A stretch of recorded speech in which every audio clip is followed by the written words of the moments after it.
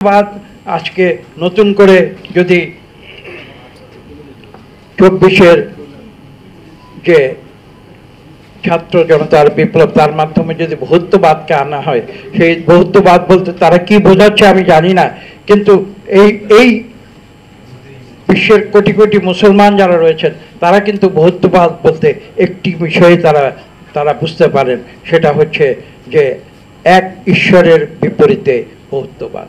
আমরা সেই বহুত্ববাদে ফিরে যেতে পারি না। এখানে আরো কিছু কথা রয়েছে, যেমন গণতান্ত্রিক সার্বভৌমত্ব, ধর্মীয় সাংস্কৃতিক স্বাধীনতা এবং জাতীয় স্বাতন্ত্র্য, এবং এই তিনটির ভিত্তিতে প্রবন্ধ লেখক বলেছেন যে একটা নতুন প্রজাতন্ত্রের ভিত্তি সৃষ্টি হবে।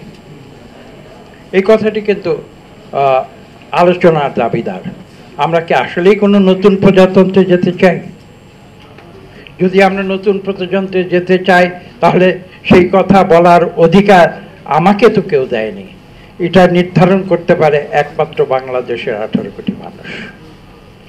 সেই তাদের মতামত না নিয়ে একটু মুষ্টিমেয় কয়েকজন যদি বলে যে আমরা নতুন প্রজন্মে চলে যাব, এবং একজন বক্তা এই শব্দটি ব্যবহার করেছিলেন যে সংবিধানকে ছুঁড়ে ফেলে দিয়ে আমরা নতুন প্রজন্মে যাব, তাহলে সেই গুটি কয়েক মানুষের সেই অধিকার রয়েছে কিনা সেই প্রশ্নও কিন্তু মুক্ত চিন্তার অধিকারে আমি আপনাদের সামনে তুলে দিতে পারি।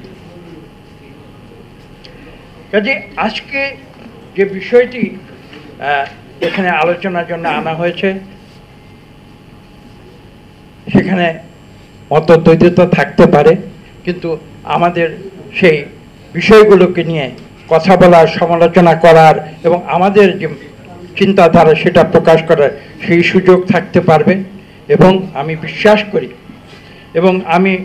বিশ্বাস করি যে বাংলাদেশের মানুষ তাদের রক্তের ভেতরে যে উন্মাদনা রয়েছে সেটা হচ্ছে স্বাধীনতার উন্মাদনা, এটা হচ্ছে মুক্ত চিন্তার উন্মাদনা। আপনাদের একটি ছোট্ট উদাহরণ দেই। আজকে থেকে আমি 1400 বছর আগের একটি উদাহরণ দিয়েছি, সেটা যাব না। আমি কয়েকশো বছর আগের উদাহরণ দেই, মুঘল সাম্রাজ্যের উদাহরণটি আমি আপনাদের সামনে তুলে ধরতে চাই। তারা প্রায় সারা ভারতবর্ষে তারা তাদের সাম্রাজ্য কায়েম করেছিল, কিন্তু একটি প্রদেশ, তখন বলতো সুবা, বাংলাদেশের যে বঙ্গ সুবা যেটা ছিল, বাংলাদেশ এমন একটি প্রদেশ ছিল যেই প্রদেশে কিন্তু পরম শক্তিশালী মুঘল সম্রাটেরও কিন্তু তাদের যে ক্ষমতা সেটা সঠিকভাবে প্রয়োগ করতে পারেনি, কেননা বাংলাদেশের মানুষ সেই মুঘল সাম্রাজ্যের বিরুদ্ধে বারবার বিদ্রোহ ঘোষণা করেছে। কিন্তু বাঙালির রক্তে আমি যেটা বলেছি যে স্বাধীনতার যে উন্মাদনা, মুক্তির যে উন্মাদনা, সেই বিষয়গুলো কিন্তু যারা আমাদের সিদ্ধান্ত গ্রহণ প্রক্রিয়ায় যারা রয়েছেন এখন, আমি তাদের প্রতি বিনীত অনুরোধ করব, আমরা ভালোবেসে আপনাদের প্রতি আস্থা রেখে আমরা আপনাদের উপরে বিরাট একটি দায়িত্ব দিয়েছি যে বাংলাদেশকে আপনারা গণতন্ত্রে রূপান্তর করুন, ফ্যাসিবাদ থেকে গণতন্ত্রে রূপান্তর করুন, এবং এই আস্থা আপনারা উপলব্ধি করুন।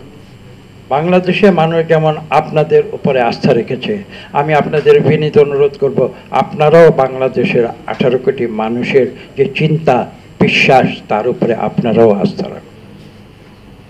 আমি বক্তব্য আর দীর্ঘ করব না, অনেক কথা বলে ফেলেছি, তবে এইটুকু